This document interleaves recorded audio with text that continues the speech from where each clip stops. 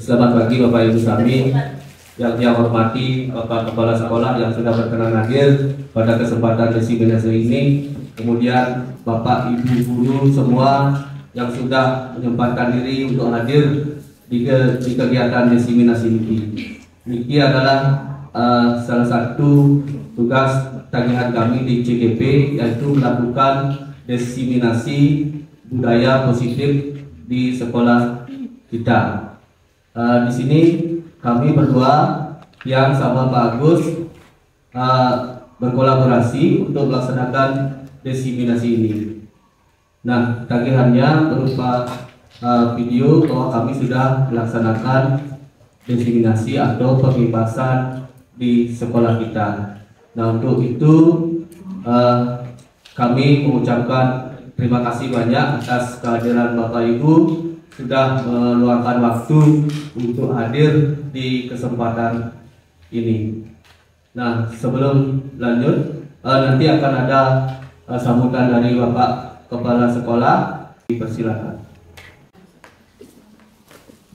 Terima kasih Pak Putu atas waktu dan kesempatan yang diberikan kepada saya selaku Kepala Sekolah di SMP Negeri 2 Marga. Sebelum lanjut, marilah kita bersama-sama tidak henti-hentinya memanjatkan puja dan puji syukur kehadirat Tuhan Yang Maha Esa, Hidosan yang widiwasa, karena atas berkat rahmat dan kasih kertawaran nugrahnya kita bisa berkumpul bersama-sama pada hari ini dalam rangka diseminasi dari CGP yang ada di sekolah kita, yaitu Pak Putu Jaya Negara. Piring sarang-sarang ngaturan pengastun karo umat gue. Om Swastiastu. Bapak Ibu yang titiang banggakan, jadi terkait dengan tindak lanjut dari pelaksanaan diklat kependidikan dari calon guru penggerak, jadi angkatan ke-10. Jadi salah satu tagihannya adalah melakukan pembebasan atau diseminasi budaya positif kepada Bapak Ibu guru yang ada di SMP Negeri 2 Marga ini. Jadi saya memberikan apresiasi kepada Bapak Ibu guru yang sudah melaksanakan dan mengikuti PGP, jadi pendidikan guru penggerak, baik itu angkatan 10 maupun angkatan 9 kemarin yang sudah selesai. Nah, nanti tentunya akan berlanjut terus, jadi akan ada angkatan ke-11 lagi. Jadi saya harapkan Bapak Ibu guru, baik itu yang P3K maupun PNS yang masih muda, sangat saya harapkan supaya mengikuti program calon guru penggerak, karena sudah dibuka jadi angkatan ke-11. Mohon Bapak Ibu bisa melaksanakan tes secara online. Mohon koordinasi dengan teman-teman yang sudah katakanlah menjadi guru penggerak. Jadi sudah ada 2 orang, yaitu Pak Wayan Juli Ariano dan Bu Putu Siska, sehingga nanti apa yang menjadi program dari kementerian bisa terlaksana. Nah, tentu tujuannya dari program guru penggerak ini nantinya akan lebih positif dalam melaksanakan proses pembelajaran. Dalam pelatihan pendidikan guru penggerak, banyak materi-materi yang diberikan oleh narasumber, baik itu dari PGP, Balai Guru Penggerak maupun PI atau pendampingan individu yang sudah berjalan selama ini, sehingga kompetensi dari Bapak Ibu akan bisa meningkat. Nah, tentunya peningkatan kompetensi itu outputnya nanti proses pembelajaran bisa berkualitas. Dengan berkualitasnya proses pembelajaran di kelas, anak-anak bisa meningkat jadi pemahamannya dari materi yang Bapak Ibu berikan.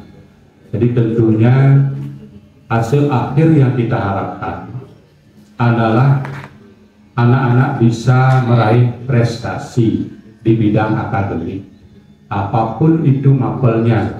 Kalau ada kegiatan lomba itu diharapkan bisa meraih ya minimal juara 3 lah di tingkat kabupaten, karena kita sekolah di pinggiran. Nah, tentu harapan kita bersama, jadi apapun nanti yang ada kaitannya dengan pembebasan ini, mohon nanti Bapak Ibu guru yang mengikuti bisa menerapkan pada proses pembelajaran di kelas, sehingga nanti tujuan dari BGP, jadi khususnya di Bali, jadi Pak Wayan Surate, semakin banyaklah guru penggerak yang ada di Kabupaten Tabanan. Karena sampai saat ini di Kabupaten Tabanan masih prosentasenya kecil, jadi guru penggerak itu dibandingkan dengan kabupaten-kabupaten yang lain. Nah, harapan dari Balai Guru Penggerak Provinsi Bali untuk tahun 2024 ini, kalau ada P3K yang sudah ber-SK itu ya diharapkan mengikuti tes calon guru penggerak. Yang minimal kalau di sini ada 7 P3K yang sudah ber-SK, yang minimal berangkat lagi 2 lah gitu. Sehingga setiap tahun ada 2 dan peningkatan terus. Jangan sampai di setiap tahun angkatan itu tidak ada yang maju. Nah, itu harapan Dityan memberikan motivasi kepada Bapak Ibu guru yang muda-muda, sehingga nanti prosentase guru penggerak yang ada di SMP Negeri 2 Margo ini bisa mencapai 80% dari total jumlah guru yang ada. Nah, itu harapan, sehingga nanti imit atau proses pembelajaran bisa berlangsung dengan baik, yang tentunya nanti akan meningkatkan rapot pendidikan SMP Negeri 2 Margo, terutama di bidang numerasi, karena kita masih rendah di numerasi, kemudian di literasi. Nah, literasi kemarin sudah tinggi 97 ya, tetapi di tahun 2024 ini turun menjadi 7 sekian. Nah, apa kira-kira yang menyebabkan terjadinya fluktuasi rapot pendidikan itu bisa naik turun? Nah, tentu prediksi saya selaku kepala sekolah, karena sampel itu diambil secara acak dan berbeda-beda setiap tahun, di mana tingkat inteligensi kecerdasan siswa yang diambil pada saat pengisian ANPK itu tentunya berbeda-beda. Mungkin di tahun ini tingkat kecerdasan anak itu kurang sehingga nilainya menurun. Nah, perlu dimaklumi bagaimana upaya kita selaku guru, katakanlah fasilitator, mendampingi siswa dalam proses pembelajaran, sehingga pembelajaran itu bisa aktif, jadi anak-anak mengikutinya, dan diharapkan setelah Bapak Ibu guru memberikan post-test di akhir PPM itu nilainya bisa meningkat. Nah, itu tujuan utama dari proses pembelajaran, sehingga proses pembelajaran dapat dikatakan sudah berhasil kalau nilai post-test dari siswa yang kita ajari itu terkait dengan konten-konten materi yang dibahas bisa meningkat. Nah, kalau belum post-testnya meningkat, berarti perlu ada perubahan. Apakah di metode yang perlu dirubah? Apakah perlu belajar di luar lingkungan sehingga anak-anak bisa belajar itu menyenangkan? Jadi minimal materi yang diberikan itu bisa terserap, jadi bisa tersimpan. Nah, jangan lupa Bapak Ibu terkait dengan proses pembelajaran, kalau memang waktunya itu 3 jam pelajaran, itu minimal sebelum melakukan proses pembelajaran itu diupayakan berikan pretest dulu. Nah, pretest dulu dari materi yang akan diajarkan. Setelah itu baru proses dan akhirnya post-test. Nah, itu tujuannya untuk mengetahui apakah proses pembelajaran dengan metode tersebut bisa berhasil. Jadi tentu nilai yang diharapkan itu di atas KKM. Jadi KKM kita misalnya 75, tentu dari materi atau bab yang kita ajarkan itu bisa mencapai minimal 75. Kalau lebih itu sudah sangat signifikan dalam menggunakan metode pembelajaran tersebut. Nah, Bapak Ibu yang kita hormati, yang kita banggakan terkait dengan observasi kinerja kemarin, secara umum Bapak Ibu sudah melakukan proses pembelajaran dengan baik, walaupun masih ada yang kurang karena keaktifan siswa dalam proses pembelajaran itu kurang, hanya 1, 2, 3 yang aktif, yang lainnya belum aktif. Nah, keluhan Bapak Ibu banyak pada saat pengaturan kelompok pada siswa. Nah, itu bagaimana cara Bapak Ibu untuk mengatur supaya kelompok yang dibentuk itu aktif dalam proses pembelajaran. Apakah SKPD-nya perlu diperbaiki? Apakah metodenya? Silahkan Bapak Ibu membuka-buka kembali. Jadi platform Merdeka Mengajar, cari metode-metode yang sesuai, sehingga harapan kita semua jadi anak-anak betul-betul bisa memahami materi yang diberikan dan tidak ada katakanlah nilai yang semu dalam proses pembelajaran itu.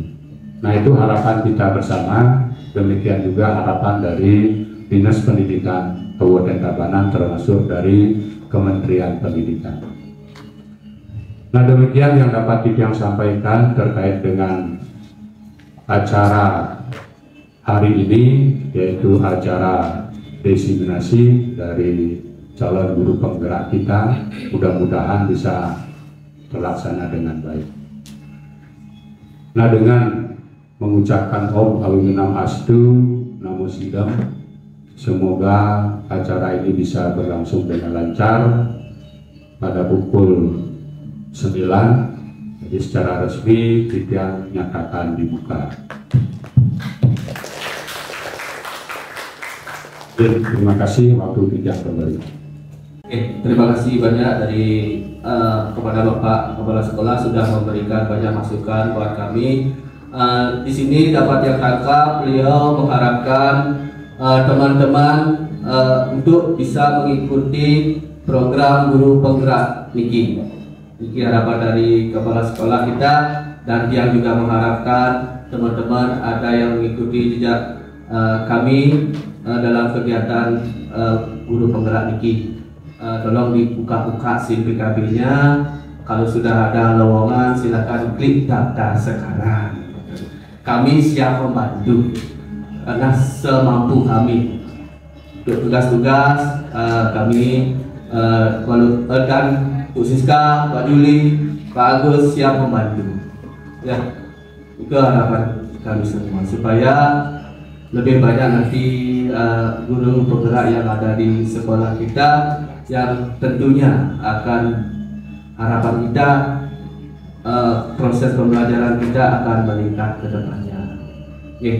Kemudian acara yang lanjutkan. Nah, sekarang yang lanjutkan kegiatan ini, topik kita sekarang adalah konsep inti budaya positif. Konsep inti budaya positif ini meliputi apa saja? Yang pertama, disiplin positif, kemudian dilanjutkan dengan nilai-nilai kebajikan universal, selanjutnya kebutuhan dasar manusia, dilanjutkan dengan motivasi perilaku manusia, selanjutnya posisi kontrol guru, kemudian keyakinan kelas, yang terakhir segitiga restitusi. Sekarang yang lanjut ini adalah pertanyaan pemantik sebelum kita memasuki sesi-sesi selanjutnya. Yang pertama, 1, menghukum bisa mendisiplinkan. Siapa tadi yang setuju? 1, 2, 3, 4. Selainnya tidak setuju. Apa tidak tahu? Tidak tahu. Kemudian yang kedua, menghukum dengan membersihkan halaman sekolah atau membaca buku. Ini kelihatannya baik nih. Siapa yang setuju? 1, 2, 3, 4. Semakin banyak. Ya. Yang terakhir, memberi penghargaan bisa memotivasi murid. Setuju. Semakin banyak yang setuju nih. Persentasenya 70-30 sekarang. Oke. Yang awalnya yang nomor 1 persentasenya yang setuju 30%, yang kedua 50-50, yang ketiga sebaliknya. Ya. Nah, yang pertama, menghukum bisa mendisiplinkan. Yang setuju. Kalau saya, prinsip saya karena saya sedikit keras, jadi dengan menghukum, jadi siswa akan merasa jera dengan tindakannya. Jadi dia tidak akan mengulangi perbuatannya lagi. Oke, baik. Pernyataan menghukum bisa mendisiplinkan itu saya setuju karena menurut pengalaman pribadi, ketika kita menghukum siswa, maka dia akan lebih merasa takut nanti untuk melakukan kesalahan tersebut. Tetapi sebelum menghukum, biasanya kita harus mengingatkan dia terlebih dahulu sebelum kita memulai sesuatu seperti kesepakatan. Ya, seandainya nanti kalian melanggar, maka akan ada konsekuensi dengan hukuman. Nah, itu yang akan membuat mereka menjadi lebih disiplin. Jadi tidak sekedar dia berbuat lalu dihukum, sebelumnya tidak ada kesepakatan, tidak begitu. Terima kasih atas kesempatannya. Kami merasakan hukuman itu bisa mendisiplinkan, itu tidak selalu, sehingga kami memberikan suatu pandangan bahwa menghukum bisa mendisiplinkan itu kami tidak setuju. Sebab tidak selalu hukuman itu yang bisa mendisiplinkan. Mungkin bisa juga disiplin itu tercipta mungkin dengan memberikan contoh atau memberikan suatu ajakan, imbauan, dan cara-cara yang lainnya. Mungkin itu yang bisa kita lakukan. Terima kasih. Terima kasih atas kesempatannya. Untuk yang pertama, menghukum bisa mendisiplinkan. Saya tidak setuju dengan menghukum bisa mendisiplinkan karena ini termasuk paksaan bagi saya ya. Untuk mendisiplinkan diri itu harus dimulai dari diri sendiri ya, bahwa menghukum ini biasanya itu termasuk unsur ekstrinsik, artinya dari luar. Kalau bisa kita untuk disiplin diri itu adalah sadar diri dari diri kita sendiri, yaitu dari unsur intrinsik, seperti itu. Terima kasih. Rekan kita ada yang setuju, ada yang tidak setuju. Yang setuju karena saya agak keras tadi, yang setuju karena supaya takut. Tapi ada kesepakatan. Nanti kita mempelajari apa perbedaan hukuman, konsekuensi dengan restitusi. Yang terakhir tidak setuju karena bisa memberi, tidak dengan hukuman, tidak selalu harus dengan hukuman, bisa dengan memberikan tauladan. Ibu Siska mengatakan harus dari unsur intrinsik, harus dari dalam diri sendiri. Terima kasih atas waktu yang diberikan kepada kami. Di sini kami akan mencoba untuk memberikan jawaban atas pertanyaan menghukum dengan membersihkan halaman sekolah atau membaca buku, benar atau salah, setuju atau tidak. Jadi di sini kami setuju, tetapi saya tidak pernah menerapkan menghukum dengan membersihkan halaman, tetapi lebih cenderung membaca buku. Karena dengan memberikan hukuman membaca buku, di mana mereka lebih bisa untuk meningkatkan kualitas dari siswa itu dan lebih meningkatkan ke literasi, terutama bagi mereka yang masih kurang dalam hal membaca. Masih bahasanya menghukum itu masih berhubungan dengan hal yang pertama saya jelaskan tadi. Tapi kalau di sana bahasanya memberikan tugas dengan literasi seperti itu, kemungkinan saya lebih setuju. Terima kasih atas kesempatan yang diberikan kepada saya, memberikan penghargaan, memotivasi murid, bisa memotivasi murid. Ya, itu sangat setuju ya, karena memberi motivasi supaya murid lebih semangat, lebih rajin, dan lebih mengikuti aturan-aturan yang ada di dalam kelas. Nah, cukup sekian. Oke, yang tidak setuju. Oke, dilanjutkan dengan nomor 3, memberi penghargaan bisa memotivasi murid. 1, 2, 3 ini sangat berkaitan ya, karena gini, memberi penghargaan itu membuat iri para siswa yang tidak atau belum pernah mendapat penghargaan sekalipun. Jadi ini meninggikan siswa yang artinya memiliki IQ yang tinggi ya dengan memberi penghargaan. Namun di sisi lain untuk siswa yang kurang itu akan merasa down dan selalu akan terus dia aja yang dapat, terus dia aja yang dapat, jadi semakin down untuk siswa yang artinya masih di tingkat rendah seperti itu. Oke, tepuk tangan untuk kita semua. Ada yang setuju, ada yang tidak setuju. Ya. Ini pertanyaan pemancing kita. Nah, mudah-mudahan setelah diseminasi ini, yang tidak menyalahkan, tidak membenarkan. Dia harapkan setelah diseminasi ini Bapak Ibu bisa menyimpulkan sendiri dari jawaban pertanyaan-pertanyaan ini. Dia hanya membahas disiplin positif. Disiplin positif ini adalah disiplin yang timbul dari dalam diri murid itu sendiri, bukan ada faktor dari luar. Nah, ini mungkin bisa sedikit memberi gambaran tentang jawaban pertanyaan kita. Apakah memberi penghargaan itu sifatnya dari dalam apa dari luar? Kira-kira memberi penghargaan tadi sifatnya intrinsik apa ekstrinsik? Ekstrinsik dari luar. Kemudian memberikan hukuman sifatnya intrinsik apa ekstrinsik?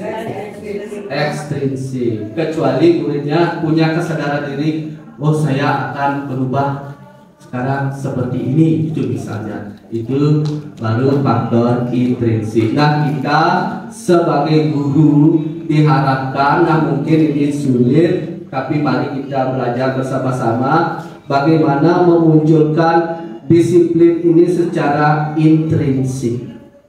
Ya, mungkin karena kita dijejali atau dari dulu kita sudah dicekoki dengan hukuman yang seperti itu, otomatis kita terbawa dengan pemikiran-pemikiran tersebut. Nah, mulai sekarang mungkin bisa dirubah sedikit demi sedikit, kita bisa memunculkan disiplin yang dari dalam diri atau sifatnya intrinsik di murid ini. Terima kasih. Saya lanjutkan.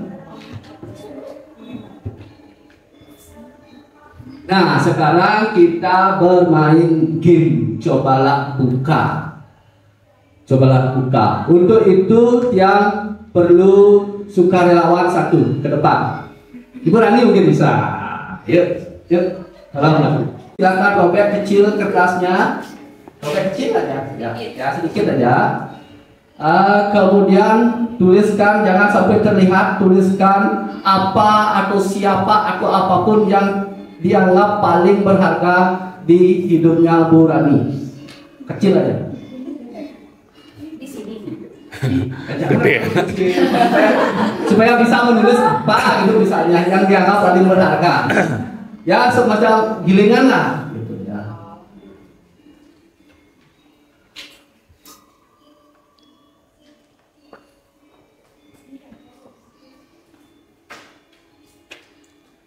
apa atau siapa atas atau apapun yang dia anggap paling berharga di hidupnya Bu Rani. Kemudian digulung, digenggam erat. Ya, dah. Silakan berdiri di sini, Bu Rani. Nah, sekarang dia mohon bantuan pada rekan yang lain. Sekarang Bapak Ibu coba untuk berusaha membuka gulungan yang dipegang oleh Bu Rani ini hanya dengan kata-kata, jangan memaksa gini digebek nanti ya. Dengan kata-kata boleh merayu, boleh memarahi, boleh apapun. Yang penting kata-kata. Ya? Siap? Ayo kayaknya. Ya. Silakan ke depan. Rayu dia atau marahi boleh, dengkek boleh, supaya dia bisa mau membukanya. Diiming-imingi apa gitu boleh. Bu Rani, boleh nggak saya lihat kertas yang Bu Rani pegang? Untuk apa ya? Untuk biar saya tahu siapa yang penting dalam hidup Bu Rani. Ya. Tapi ini rahasia, nggak boleh ada yang tahu. Rahasia.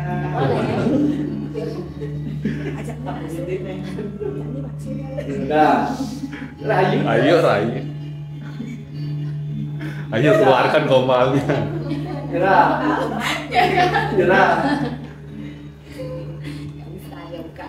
Oke, Bu Widyanya sudah menyerah. Terima kasih. Ada yang ingin mencoba lagi? Pak Dep, ingin mencoba? Ayo, coba aja. Ayo. Siapa tahu dia Rayu Jawa. Siapa tahu kalau cowok bisa dibuka. Apalagi Nadunong Rayu. Bisakah menaklukkan Bu Rani? Ayo coba. Apa ya? Dirayu boleh, diiming-imingi boleh, atau dibentak boleh. Dibentak boleh. Misalnya diiming-iming iPhone 15 Pro Max itu bisa. Ayo. Ada siapa yang ingin mencoba? Paman?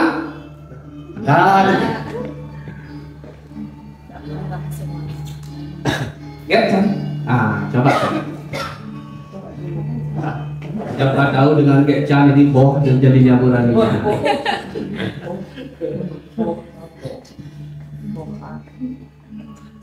Hai Mbak, ini cantik banget sih. Mau tahu boleh nggak Dek isi yang ada di kertas ini? Kok kosong sih? Boleh. Ini cantik banget sih. Mbak, kalau mau ngasih kertas itu nanti Dek kasih sesuatu. Ada deh, Apa? kasih dulu itu baru Dek. Serius? Nasi berguling? Enggak. Jauh. Mau berteman nggak sama saya? Kalau berteman kasih lah Mbak. Kalau misalnya nggak dikasih suruh ditarik. Enggak lah. Tadi. Terus yang mau bisa kasih itu siapa? Cuman diri saya sendiri. Nggak boleh yang lain. Kalau gitu nggak usah, sudah kayak gitu Mbak.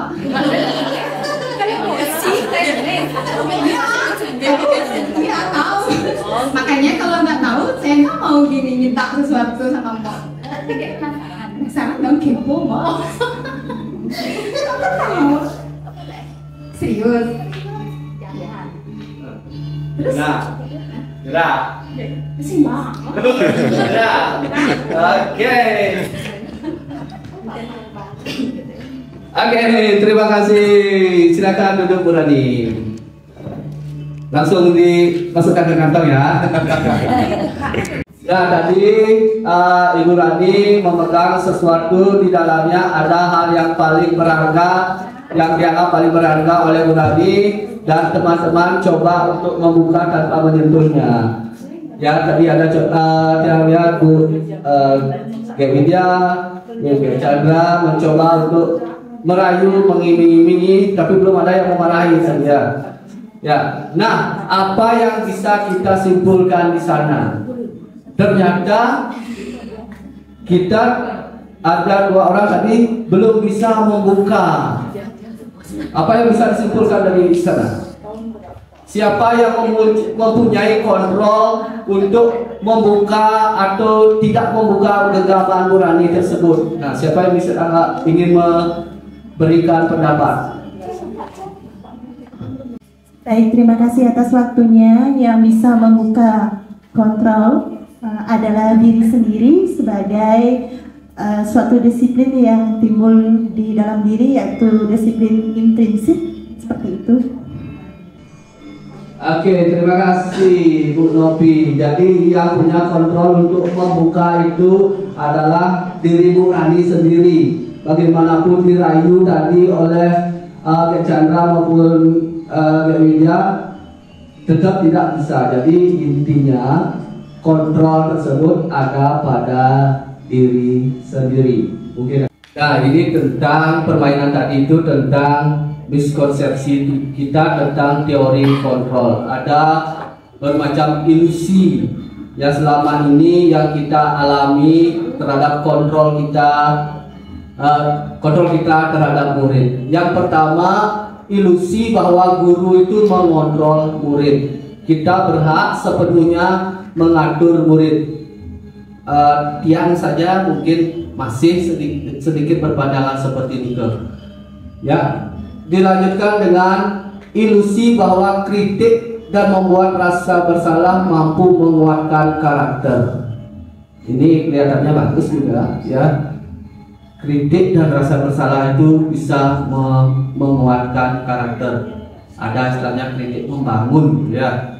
Tapi bagaimanapun kalau kita diberi kritik bahasa Indonesia, ya, kita akan tersinggung walaupun kata-katanya adalah membangun gitu, tapi pasti ada sedikit ketersinggungan juga. Kemudian ilusi bahwa semua penguatan positif efektif dan bermanfaat. Penguatan positif ini termasuk pemberian penghargaan, memberi bujukan yang tadi itu, bahwa itu akan bisa memberikan dampak yang baik, bermanfaat, tapi itu sifatnya ekstrinsik juga. Ketika penghargaan itu tidak bisa diberikan, nah terjadilah penurunan motivasi lagi. Contoh kasusnya seperti ini.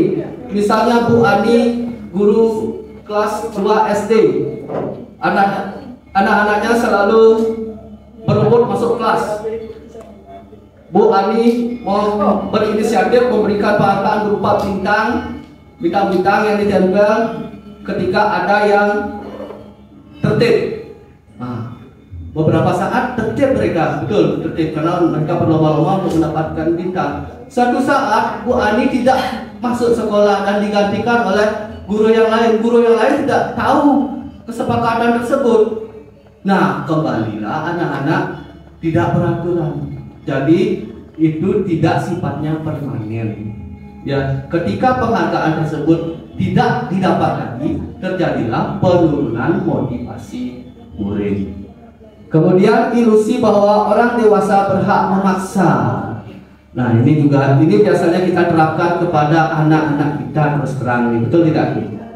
Ya, kita biasanya menghendaki anak kita seperti ini. Ya. Padahal anak kita itu punya jalannya sendiri-sendiri, asal jangan menyimpang ke jalan yang negatif. Yang lanjutkan.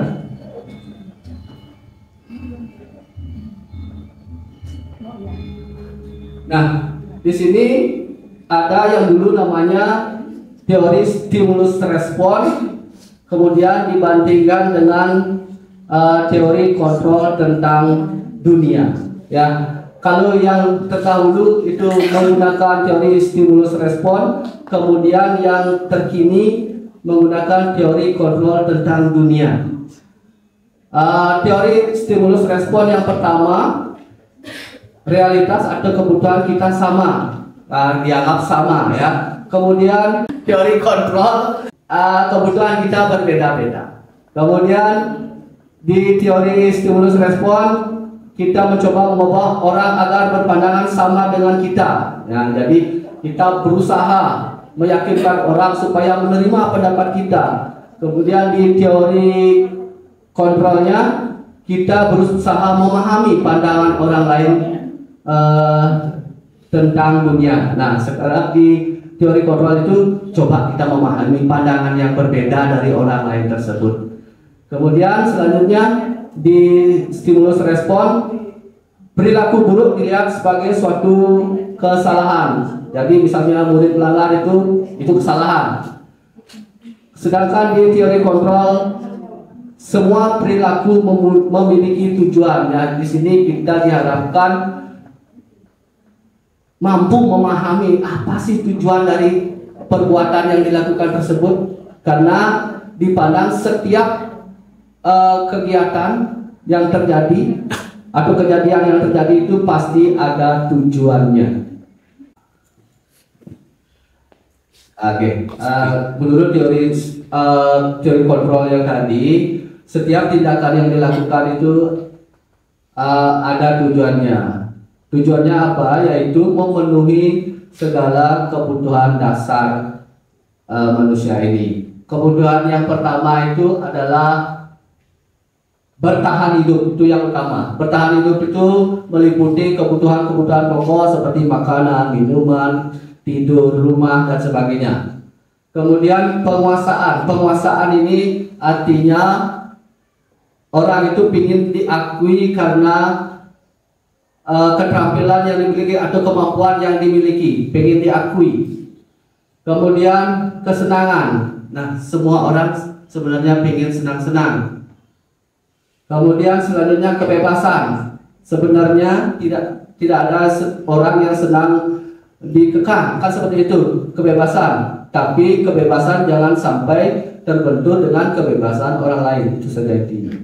Kemudian kasih sayang dan diterima. Ini semua orang juga menginginkan kasih sayang dan rasa diterima di komunitasnya.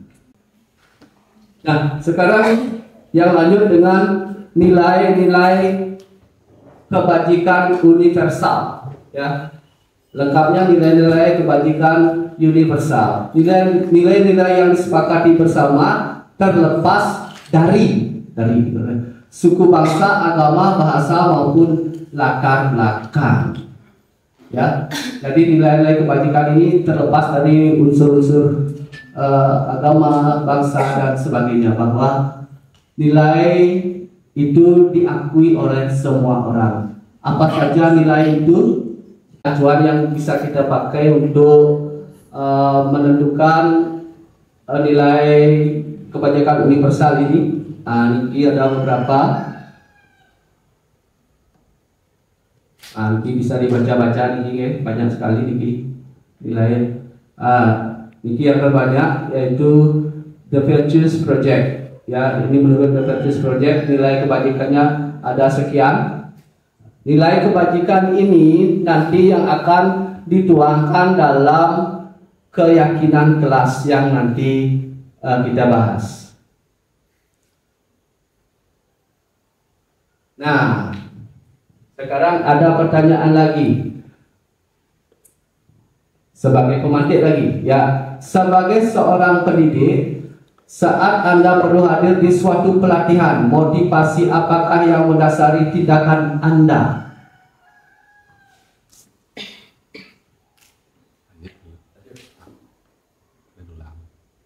Yang pertama, apakah Anda hadir karena tidak ingin ditegur oleh pihak panitia atau pengawas Anda dan mendapatkan surat teguran? Di sini motivasinya untuk menghindari hukuman, ya.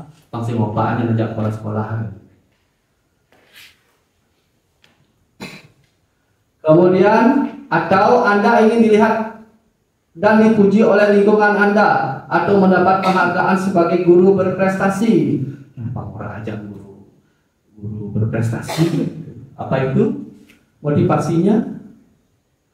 Atau yang terakhir, Anda ingin menjadi pembelajar sepanjang hayat. Pembelajar ini artinya sebagai murid, sebenarnya pembelajar ini, ya, sepanjang hayat menjadi orang yang berusaha dan bertanggung jawab serta menghargai diri sendiri sebagai teladan bagi murid-murid Anda. guru-guru Anda, serta lingkungan Anda karena Anda percaya tindakan Anda sebagai pemimpin pembelajaran akan jadi panutan oleh lingkungannya. Nah, ini motivasi dari dalam diri sendiri. Nah, Bapak Ibu cenderungnya yang mana kira-kira?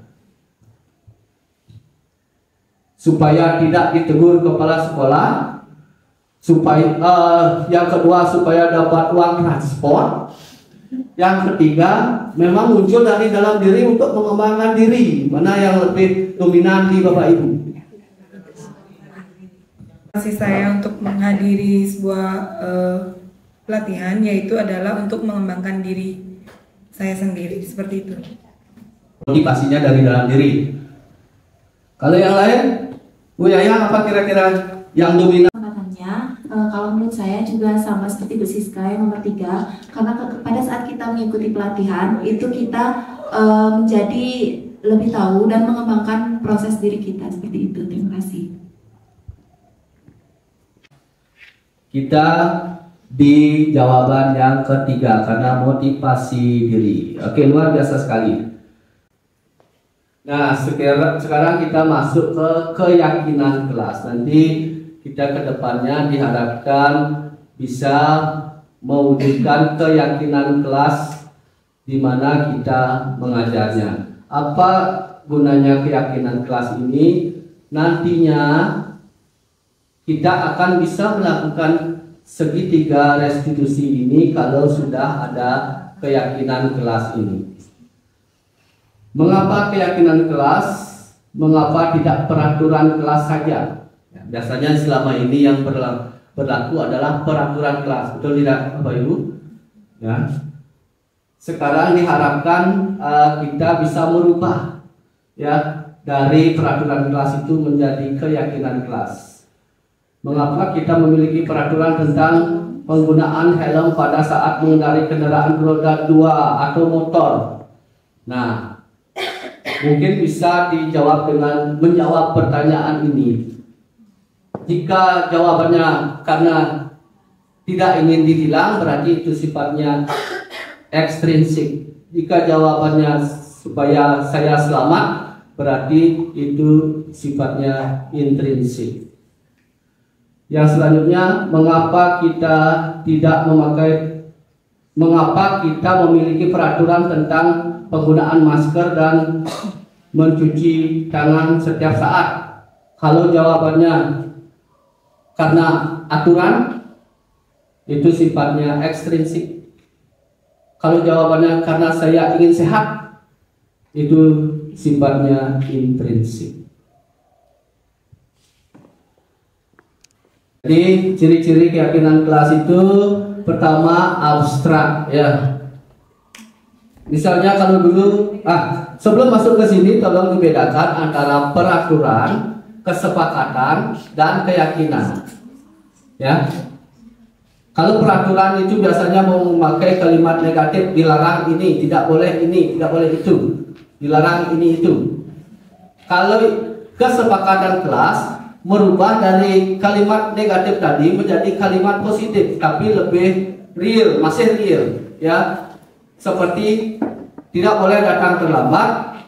Kalau di kesepakatan kelasnya datang tepat waktu. Kalau keyakinannya, di keyakinan itu ada unsur nilai kebajikan universalnya, misalnya disiplin.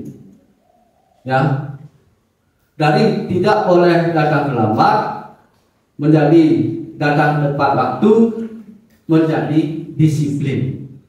Nah, disiplin kan masih abstrak sekali, masih umum sekali. Nah, itulah keyakinan kelas.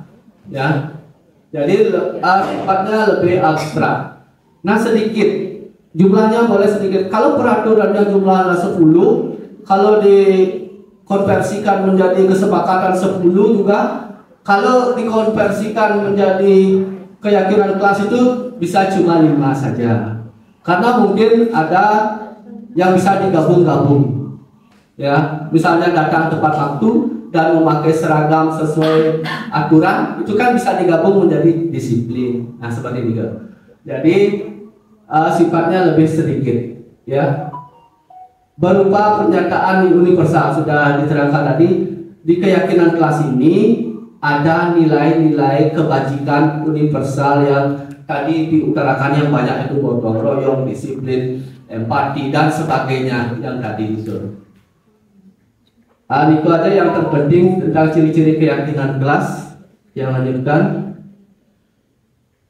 Nah, sekarang dilanjutkan dengan langkah-langkah membuat keyakinan kelas. Ya, yang pertama, berdiskusi memunculkan peraturan-peraturan yang perlu ditaati warga kelas. Tahap awal membuat keyakinan kelas ini adalah membuat peraturannya dulu. Yang dilarang itu buat dulu. Tidak boleh ini, tidak boleh itu tentukan dulu ya bersama anak-anak. Kemudian yang kedua, mengubah peraturan-peraturan menjadi kalimat yang lebih positif. Kemudian kalimat yang negatif tadi, yang dilarang, tidak boleh ini, tidak boleh itu dirubah menjadi kalimat yang lebih positif. Ya, kalimat yang lebih positif ini baru masuk ke kesepakatan kelas. Ya. Kemudian yang ketiga, menyarikan kalimat-kalimat positif menjadi nilai kebajikan atau keyakinan kelas. Setelah itu baru ditambahkan atau dicarikan nilai kebajikan universalnya, disisipkan di sana. Ya, misalnya seperti tadi, dari tidak boleh atau datang tepat waktu itu dicarikan nilai kebajikan universalnya, misalnya disiplin. Ya. Berdiskusi mengenai gambaran perilaku yang mencerminkan keyakinan, ini juga didiskusikan dengan murid. Selanjutnya berdiskusi mengenai peran seluruh warga kelas, ya. Jadi siapa-siapa yang terlibat atau dicantumkan dalam keyakinan kelas itu, apakah murid saja, apakah murid dengan guru, itu perlu juga disepakati. Kemudian meninjau ulang keyakinan kelas dari waktu ke waktu. Nah, setelah berjalan sekian lama perlu ditinjau kembali. Ini ada contoh yang dapatkan di internet. Mari kita bahas. Ini sudah judulnya sih keyakinan kelas, tapi menurut dia ini isinya masih ada yang keyakinan kelas, masih ada yang kesepakatan. Mari kita analisa bersama-sama. Tadi sudah dua. Kemudian saling peduli, menghargai dan membantu sama lain, satu sama lain, itu mungkin maksudnya. Itu keyakinan apa kesepakatan kira-kira? Kesepakatan tapi keyakinan?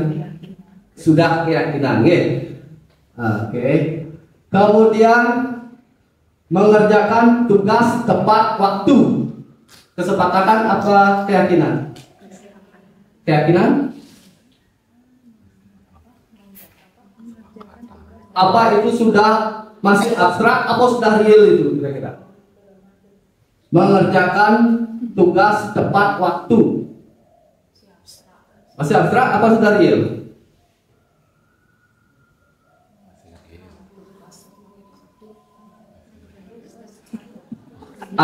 Apakah ada nilai kebajikan universalnya di sana? Apa? Tepat waktu. Kalau tepat waktu mungkin nilai kebajikan universalnya adalah disiplin. Ya, jadi ini masih berupa kesepakatan. Ya, kalau mungkin keyakinan kelasnya disiplin supaya lebih abstrak lagi.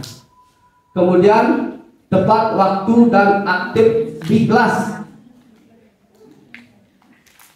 Tepat waktu dan aktif di kelas. Keyakinan apa kesepakatan? Kesepakatan, ya. Bisa ditambahkan nilai kebajikan universal apa misalnya kira-kira? Tepat waktu? Kebajikan universalnya apa kira-kira? Disiplin, bagus sekali. Aktif di kelas apa kira-kira? Nilai kebajikan universalnya?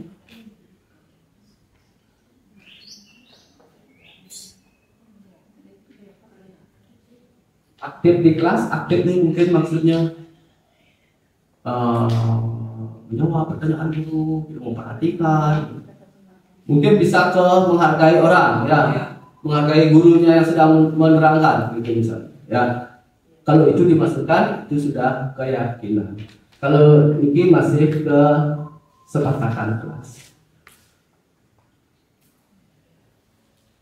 Nah, ini contoh keyakinan kelasnya. Bertanggung jawab mengerjakan tugas piket. Ada nilai universalnya yaitu bertanggung jawab. Ya, seharusnya bertanggung jawab gitu aja sebenarnya. Ya. Kemudian bersikap jujur, saling menghargai, bersikap sopan dan menghormati guru, saling tolong menolong, hidup rukun dengan teman. Nah, ini termasuk keyakinan kelas. Coba ciri-cirinya tadi lebih abstrak, ya, ada nilai kebajikan universalnya. Tugas kelompok, ya, nanti dibagi menjadi tempat duduk ini jadi satu kelompok. Tugasnya adalah membuat sebuah keyakinan kelas, ya. Langkah-langkahnya seperti tadi, nanti dibagikan kertas satu-satu. Kertasnya dibagi 3 bagian, di landscape-kan saja, dibagi menjadi 3 bagian. Yang pertama, di bagian yang pertama buat peraturan kelasnya dulu, ya. Peraturan kelas itu yang dilarang ini, tidak boleh itu. Kemudian ubah dari peraturan tersebut menjadi kesepakatan kelas, ubah menjadi kalimat positif di kolom yang kedua. Kemudian di kolom ketiga baru dibuatkan keyakinan kelasnya, ya. Ciri-ciri keyakinan kelas kan sudah diterangkan tadi, bersifat abstrak, sedikit, singkat, ya, mudah diingat, ya, mengandung nilai-nilai kebajikan universal. Jadi jumlah antara kesepakatan dan keyakinan itu tidak harus sama. Biasanya keyakinan kelas itu lebih sedikit jadinya karena ada yang bisa digabung-gabungkan. Oke, seperti ini bisa dipahami, ya. Sekarang kita akan bagikan kertasnya.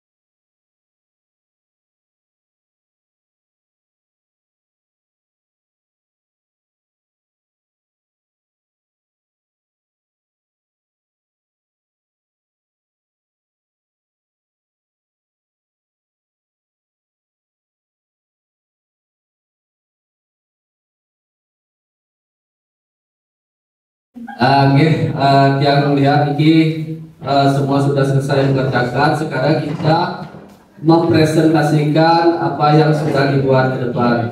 Dimulai dengan kelompoknya Bu Siska, dipersilakan.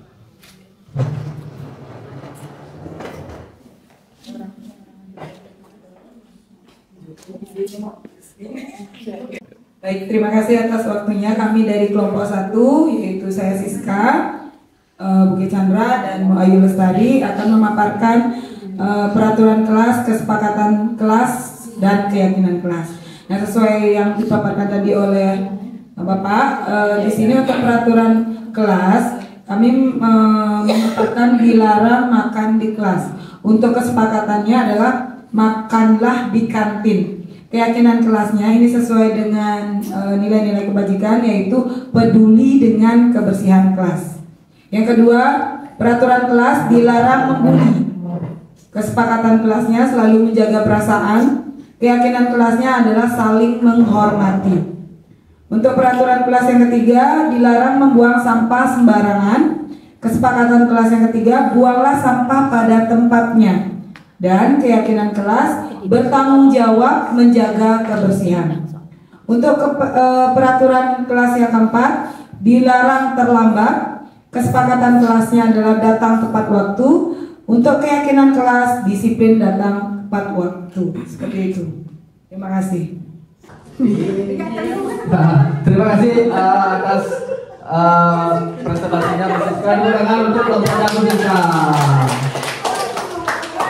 Nah, sekarang kita lanjut dengan konsep disiplin. Nah, konsep disiplin ini penerapan konsep disiplin dengan identitas gagal. Yang pertama itu dengan hukuman, yang kedua itu dengan penghargaan. Kalau dulu ada namanya reward and punishment, sekarang ternyata sudah tidak cocok lagi. Ya, kalau hukuman itu sifatnya menyakitkan, tidak nyaman, murid merasa takut, memaksa murid menyembunyikan kesalahannya. Jadi berusaha dia menyembunyikan ketika kita menanganinya. Kemudian murid menjadi rendah diri karena merasa kesalahan tersebut. Murid akan menjadi rendah diri. Kemudian penghargaan. Nih, awalnya kita menganggap penghargaan ini akan memotivasi, ternyata penghargaan itu tidak efektif. Kemudian merusak hubungan. Selanjutnya mematikan kreativitas, menghukum dengan sistem ranking, merampas hak menghargai dirinya sendiri. Nah, tadi sudah dijelaskan oleh Pak Agus tentang hal ini. Kemudian lanjut. Nah, sekarang dilanjut dengan konsep disiplin dengan identitas sukses. Kalau dengan identitas sukses ini ada dengan konsekuensi, ada dengan restitusi. Ya, kalau konsekuensi penguatannya jangka pendek, kemudian perlu monitoring berkelanjutan, kemudian selanjutnya stimulus respon, selanjutnya murid menghormati peraturan, yang terakhir kehilangan waktu untuk merenungi kesalahannya. Ini sudah disiplin sukses, tetapi masih ada tahapan yang lebih tinggi, yaitu restitusi. Ya, jadi restitusi itu murid bertanggung jawab untuk perilakunya, kemudian fokus pada pemecahan masalah jangka panjang, selanjutnya murid menghormati dirinya dan orang lain, kemudian teori kontrol, dirinya memegang kontrol, hanya dirinya yang berhak memutuskan apa yang akan terjadi pada dirinya. Kemudian lanjut, murid bersemangat memperbaiki kesalahannya. Nah, sekarang kita lanjut dengan konsep disiplin pendekatan restitusi, karena tadi yang tertinggi itu adalah pendekatan restitusi. Apa sih restitusi tersebut? Jadi pengertian restitusi adalah proses menciptakan kondisi bagi murid untuk memperbaiki kesalahan mereka sehingga mereka bisa kembali pada kelompok mereka dengan karakter yang lebih kuat, bukan karakter yang gagal. Kemudian dilanjutkan, ciri-ciri restitusi sudah tadi diterangkan, bukan untuk menebus kesalahan, namun untuk belajar dari kesalahan, memperbaiki hubungan, tawaran bukan pemaksaan. Restitusi menuntun untuk melihat ke dalam diri, ya. Restitusi mencari kebutuhan dasar yang mendasari tindakan, karena semua tindakan itu tentu ada alasannya untuk memenuhi kebutuhan yang belum terpenuhi. Restitusi diri adalah cara yang paling baik. Restitusi fokus pada karakter bukan tindakan. Restitusi fokus pada solusi, tidak fokus mencari siapa yang salah gitu. Kemudian restitusi mengembalikan murid yang berbuat salah pada kelompoknya. Jadi ketika kembali murid itu tidak merasa mempunyai identitas yang gagal, tapi identitas yang sukses.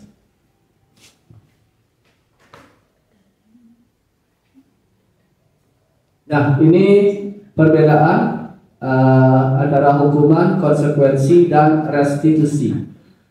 Yang hukuman, guru menghukum siswa tersebut hormat bendera selama 10 menit.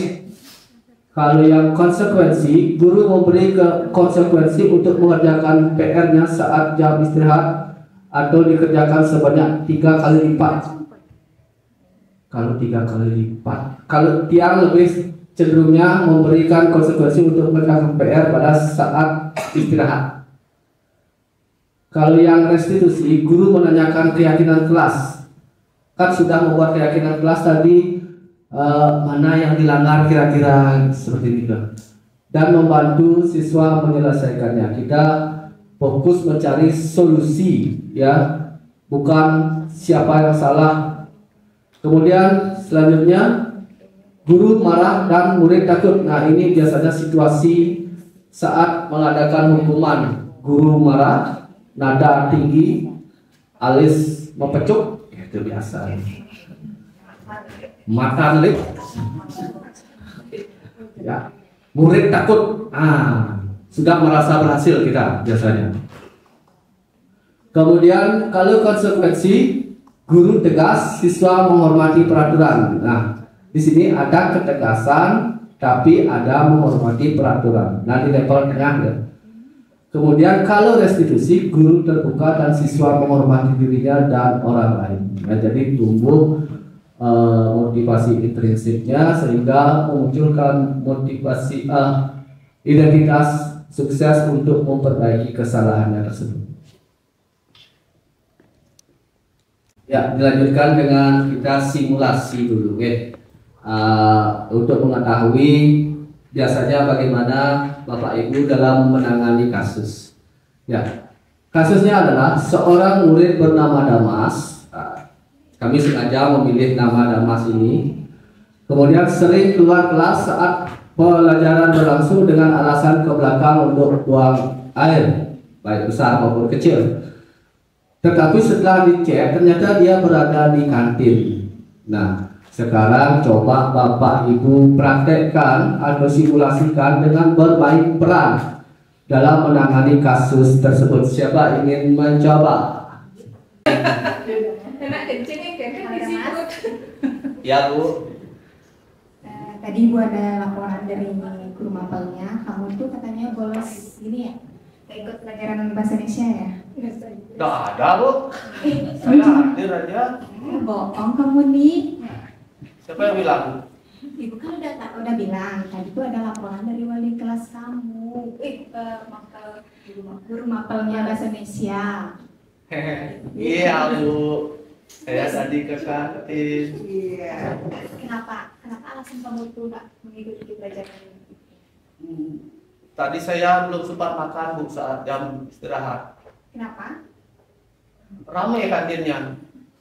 Dari pagi kamu nggak makan? Tidak. Kamu ada kasih gini uang jajan sama ibunya? Dikasih. Terus ibunya nggak gini, nggak masak di rumah? Kamu nggak makan di rumah? Ibu saya di Sulawesi.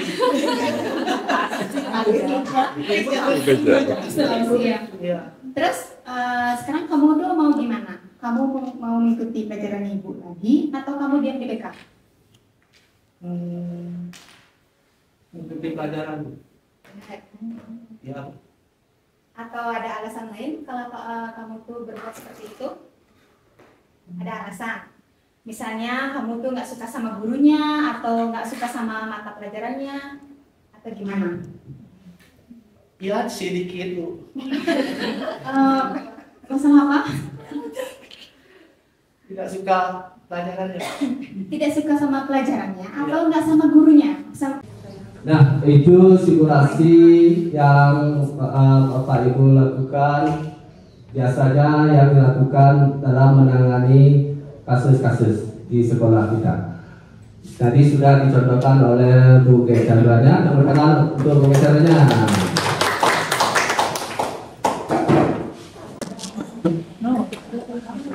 Nah, berikut adalah contoh-contoh penerapan 5 posisi kontrol, yaitu penghukum. Kalimat yang sering digunakan adalah patuhi aturan sekolah, lalu berdiri di depan kelas. Dalam posisi kontrol ini body language juga sangat berperan, ya. Di sini biasanya nadanya sudah agak tinggi, ya. Kemudian membuat rasa bersalah sudah agak lembut nih. Berapa kali Ibu harus memberitahu kamu, Ibu kecewa sama kamu. Bagaimana kalau orang tua kamu sampai tahu kamu begini? Nah, itu membuat rasa bersalah. Kemudian posisi kontrol sebagai teman. Ayolah tertib, buat ibu guru bangga. Kali ini tidak apa-apa kamu salah. Nah, itu menunjukkan keakraban dengan murid, ya. Di sini murid sudah agak antusias, tetapi pengaruhnya belum positif benar, ya. Aku boleh dibilang netral, ya. Lanjutkan dengan pemantau. Kalau pemantau ini hanya dihubungkan dengan aturan-aturan yang berlaku saja, ya, tapi nadanya nada datar, tidak membentak dan sebagainya. Kamu sudah melanggar, apa peraturan dan konsekuensinya?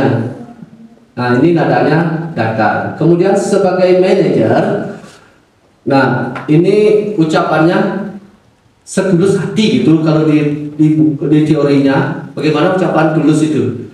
Ya, apakah kamu tahu kira-kira kesalahanmu? Kira-kira bagaimana kamu memperbaiki masalah ini? Nah, seperti ini kan. Kemudian lanjut. Nah, berikut adalah contoh 5 posisi kontrol ini. Yang pertama adalah sebagai penghukum. Sini kamu. Selamat pagi, Bu. Selalu terlambat. Kamu deh pasti terlambat. Maaf Bu, saya. Apa? Apa coba? Alasan kamu apa lagi? Kapan sih kamu tidak terlambat? Malas sekali ya kamu jadi anak. Saya. Dasar pemalas. Gak kapok-kapok sih kamu. Sudah berapa kali terlambat? Sana, kamu keliling lapangan basket 2 kali. Kenapa saya harus keliling lapangan basket, Bu? Kenapa? Kamu melawan ibu? Berani-beraninya jawab. Sudah terlambat, masih berani jawab pula. Sekarang, keliling lapangan basket 5 kali sekalian. Biar kapok. Cepat! Pergi sana ke lapangan basket.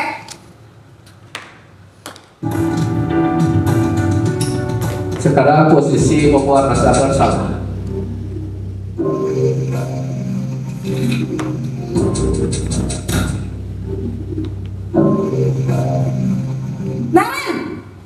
Dan demikianlah contoh penerapan 5 posisi kontrol yang dilakukan. Nah, kira-kira posisi Bapak Ibu di mana kira-kira tersebut? Penghukum, pembuat rasa bersalah, teman, pemantau, apa restitusi? Di mana kira-kira posisi Bapak Ibu? Tidak ada gabungan mungkin ya. Ada gininya dikit, ada penghukumnya dikit, ada temannya dikit, mungkin gitu ya. Tidak fix satu-satu bisa diterapkan. Mungkin begitu kayaknya. Nah, sekarang kita masuk ke segitiga restitusi. Jadi segitiga restitusi itu adalah posisi kita itu sebagai manajer dengan menerapkan segitiga restitusi ini. Segitiga restitusi dikembangkan oleh pakar pendidikan Diane Dawson berdasarkan teori kontrol Dr. William Glasser. Jadi yang diambil itu adalah posisi manajer. Kemudian segitiga restitusi adalah suatu proses dialog yang dijalankan oleh guru atau orang tua agar dapat menghasilkan murid yang mandiri dan bertanggung jawab. Jadi tahap pertama dari segitiga restitusi ini adalah menstabilkan identitas. Pada bagian ini kita tidak serta-merta menyalahkan murid tersebut, tetapi seolah-olah kita berada di sisinya mereka, ya, bahwa semua orang pernah berbuat salah, atau bapak aja pernah begitu dulu. Nah seperti ini ke. Ini ungkapan-ungkapannya berbuat salah itu tidak apa-apa, wajar sebagai manusia berbuat salah. Nah semacam itu. Kemudian tidak ada manusia yang sempurna. Kemudian saya juga pernah melakukan kesalahan seperti itu. Kita bisa menyelesaikan ini. Kemudian bapak atau ibu tidak tertarik siapa yang salah, tapi mencari solusi. Artinya tidak fokus siapa yang membuat kesalahan, tapi mencari solusinya. Kemudian kamu berhak merasa begitu, tetapi ada ditambahkan. Kemudian apakah kamu sedang menjadi teman baik buat dirimu sendiri? Nah ini mendalam sekali pertanyaannya ya, mungkin anak-anak belum bisa menjawab ini. Kemudian dilanjutkan tahapan yang kedua adalah validasi tindakan salah. Ya, validasi tindakan salah. Setiap tindakan kita dilakukan dengan suatu tujuan, yaitu memenuhi kebutuhan dasar. Jadi kita sadar betul setiap yang dilakukan siswa itu untuk memenuhi kebutuhan dasar. Ada kebutuhan dasar yang belum terpenuhi. Ya, ungkapan-ungkapan yang sering digunakan, padahal kamu bisa melakukan yang lebih buruk dari itu, tapi kamu tidak melakukannya, bukan? Gitu, seperti itu. Ya. Kemudian kamu pasti punya alasan, ya. Kamu punya alasan bukan melakukan itu. Kamu patut bangga pada dirimu sendiri karena kamu telah melindungi sesuatu yang penting buat kamu. Ya. Misalnya orang melakukan padalisme ingin menunjukkan bahwa dirinya bisa menggambar seperti itu. Ya. Kemudian kamu boleh mempertahankan sikap itu, tapi harus menambahkan sikap yang baru. Ya. Ini juga hati-hati diterapkan, tidak semua kasus nanti bisa diterapkan. Ya. Ada beberapa kasus yang bisa, tapi ada juga yang tidak. Oke, di tahap terakhir yaitu menanyakan keyakinan. Teori kontrol mengatakan bahwa kita pada dasarnya termotivasi secara internal. Nah, di sini kita menanyakan keyakinan yang dilanggar. Jadi awalnya kita harus membentuk keyakinan kelas dulu, baru bisa melakukan segitiga restitusi. Ya. Kan ada nilai yang kita sepakati awalnya, yaitu keyakinan kelas itu. Nah, dari melanggar itu apa kira-kira yang dilanggar dari keyakinan kelas tersebut?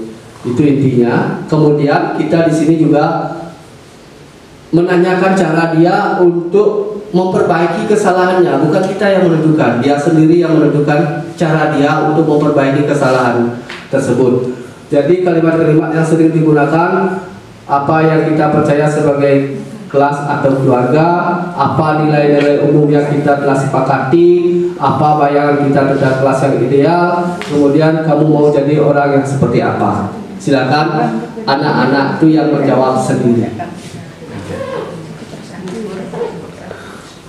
Nah, ini adalah contoh penerapan segitiga restitusi. Ini simulasi yang lakukan dengan seorang murid. Dibuli oleh Amel. Silakan dulu Mas ya. Mas ya, Bapak dengar kamu ada ribut sama Amel. Apa yang terjadi Mas ya? Ya Pak, saya kesal sama si Amel. Masa saya dipanggil dengan menyebut nama orang tua? Oh, pantesan kamu marah. Siapa aja di posisi kamu pasti akan marah juga. Terus apa yang kamu lakukan Mas ya? Saya robek lampunya Pak. Nah, kamu melakukan itu tentu ada alasannya bukan? Tentu Pak, masa saya diam saja ketika dibully? Saya lawan lah, saya sobek bukunya. Wajar sih kamu begitu. Mempertahankan harga diri itu penting buat kamu. Dan kamu memilih untuk tidak melakukan hal yang lebih parah bukan? Betul Pak, untuk saya hanya merobek bukunya, padahal saya ingin menonjoknya, tapi saya tahan. Nah, sekarang coba kamu pikir-pikir, tindakan kamu itu sudah sesuai dengan keyakinan kelas kita tidak? Ya enggak lah Pak. Terus keyakinan kelas mana yang tidak sesuai dengan tindakan kamu itu? Menghargai orang lain Pak. Jadi kamu yakin bahwa menghargai orang lain itu penting? Yakin? Yakin Bapak. Nah, sekarang Bapak tanya, apa yang akan kamu lakukan untuk memperbaiki tindakan kamu itu? Saya akan lebih bersabar dan saya akan melaporkan jika itu terjadi lagi. Saya akan mengganti punya Amel. Bagus sekali Mas ya. Bapak yakin kamu kedepannya akan menjadi orang yang lebih sabar, dan Bapak yakin kamu akan menjadi orang yang sukses. Nah, sekarang Mas ya boleh kembali ke kelas. Terima kasih Pak.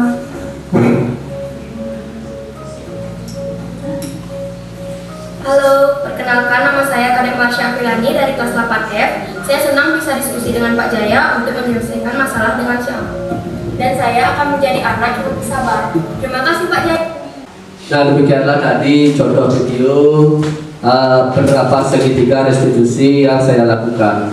Kemudian selanjutnya kita memasuki sesi diskusi.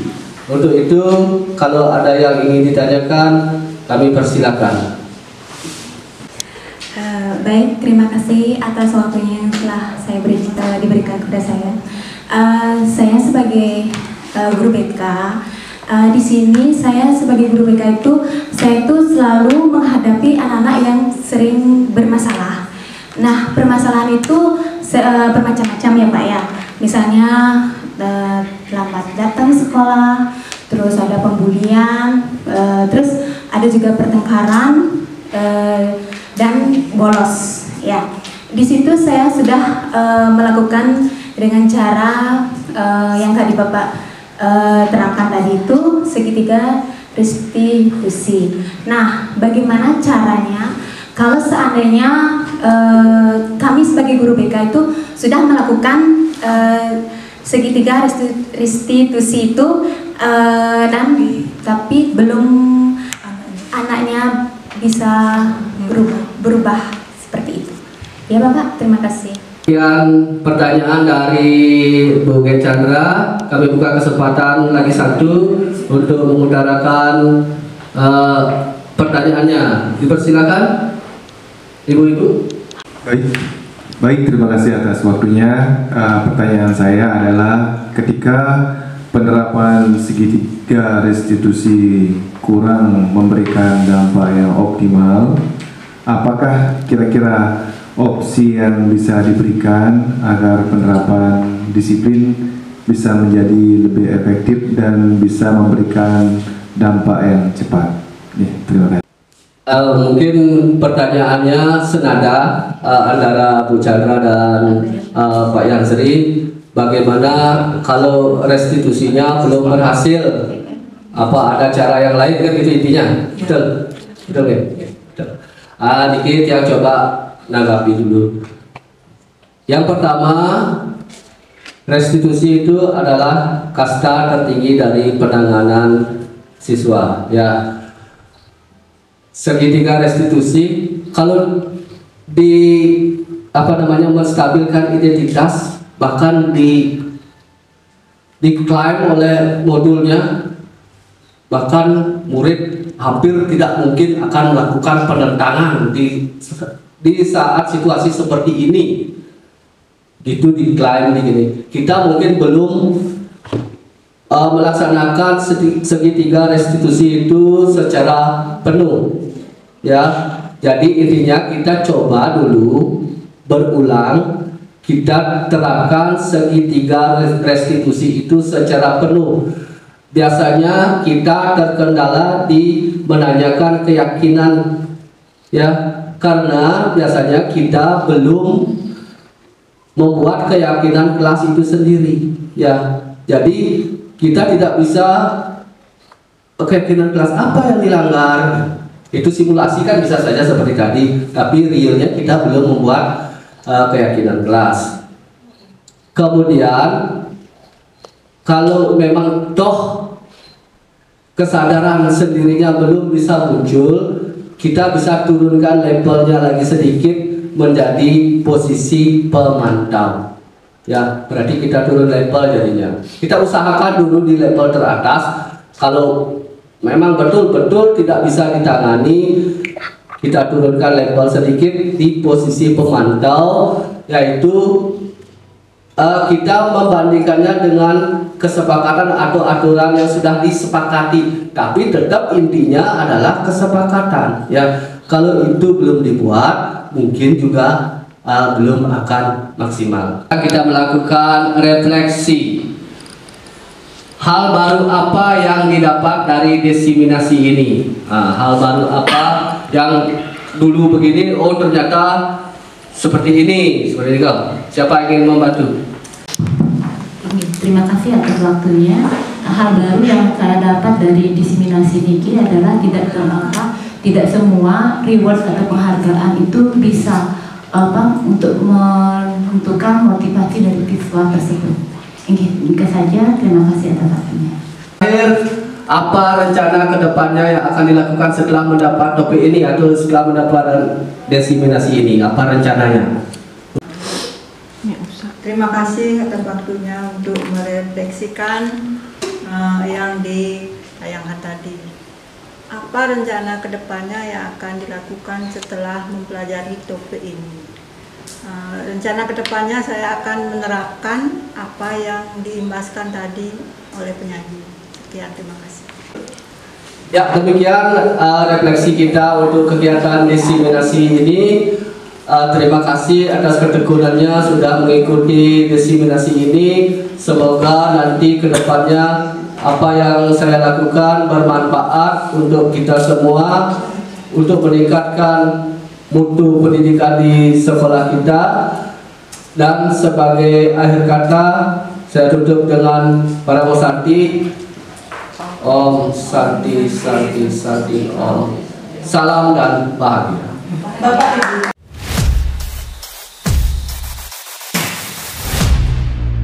Selamat pagi anak-anak. Pagi, Pak. Kalian sudah memasuki tahun ajaran yang baru. Sebelum kita belajar, alangkah baiknya kita membuat keyakinan kelas terlebih dahulu. Kalian sudah pernah mendengar keyakinan kelas sebelumnya? Belum. Nah, kalau dulu ada namanya peraturan kelas. Ya, peraturan kelas itu menggunakan kalimat yang negatif, dilarang, tidak boleh, itu namanya peraturan kelas. Kemudian peraturan kelas tersebut dirubah menjadi kalimat positif, ya, menjadi kesepakatan kelas. Kemudian kesepakatan tersebut dirubah menjadi keyakinan kelas. Keyakinan kelas itu ditambahkan nilai-nilai kebajikan universal yang sifatnya lebih abstrak dan lebih singkat. Kenapa mesti keyakinan kelas, bukan peraturan kelas, bukan kesepakatan kelas? Karena dengan keyakinan kelas itu, motivasi yang timbul pada diri kalian tersebut adalah motivasi intrinsik atau motivasi dari dalam diri. Sehingga kalian akan menjadi lebih bertanggung jawab pada diri kalian sendiri. Nah, langkah pertama kita adalah membuat peraturan kelas terlebih dahulu. Nah, sekarang Bapak minta bantuan Santi untuk menulisnya ke depan.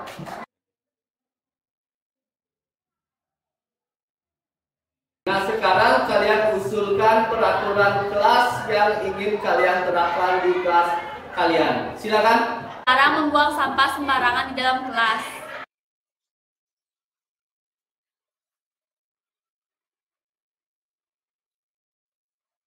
Tidak boleh datang terlambat.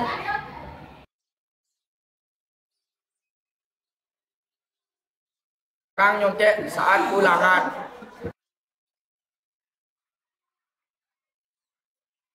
Jarang bermain saat jam pelajaran. Berbicara kasar. Tidak boleh mengganggu teman. Nah, kalian sudah membuat peraturan kelasnya. Untuk Santi, silakan dulu.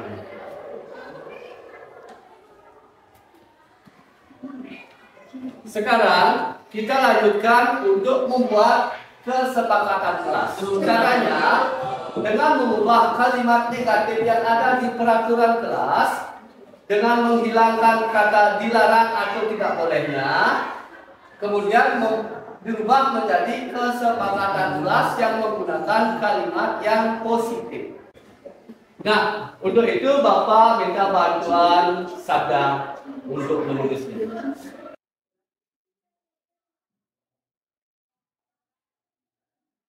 Nah, kita mulai dengan merubah peraturan yang pertama, yaitu dilarang membuang sampah sembarangan di kelas. Siapa yang bisa membantu? Membuang sampah pada tempatnya. Selanjutnya kita ubah peraturan yang kedua, yaitu tidak boleh datang terlambat. Siapa yang bisa? Tepat waktu.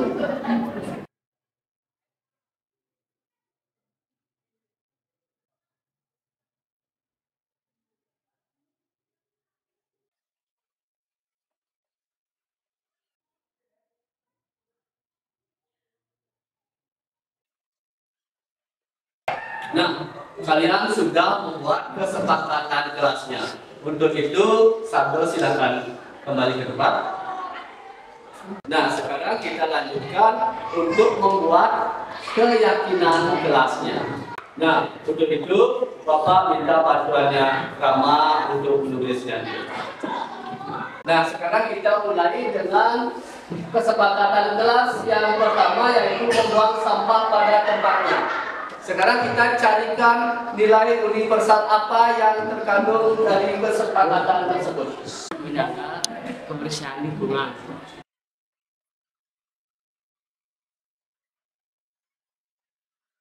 Nah, dilanjutkan dengan kesepakatan kelas yang kedua, yaitu datang tepat waktu. Sekarang kita carikan nilai kebajikan universal apa yang terkandung pada kesepakatan kelas ini. Disiplin.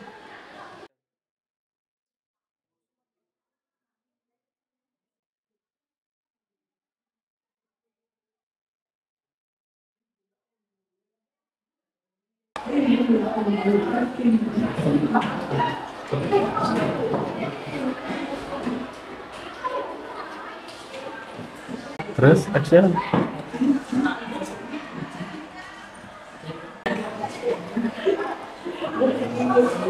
Kalian sudah membuat keyakinan kelas. Untuk itu Rama dipersilakan dulu. Kalian sudah menghasilkan keyakinan kelas yang isinya antara lain menjaga kebersihan lingkungan, yang kedua disiplin, kejujuran, bertanggung jawab, sopan santun, dan saling menghargai. Apakah kalian setuju dengan keyakinan kelas kita? Nah, kalian sudah membuat keyakinan kelas yang akan kita laksanakan, tapi sewaktu-waktu kita akan tinjau kembali keyakinan kelas ini. Sekarang kalian akan membubuhkan tanda tangan di bawah keyakinan kelas kita sebagai bukti kalian sudah menyetujui keyakinan kelas kita ini.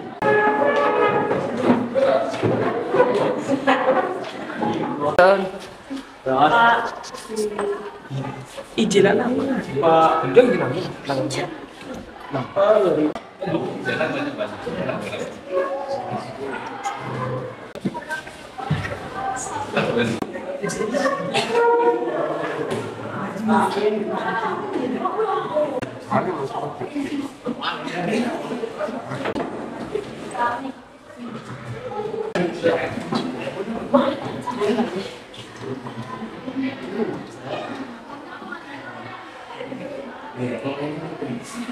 Kalian sudah menghasilkan sebuah keyakinan kelas. Mari kita laksanakan keyakinan kelas kita dengan baik.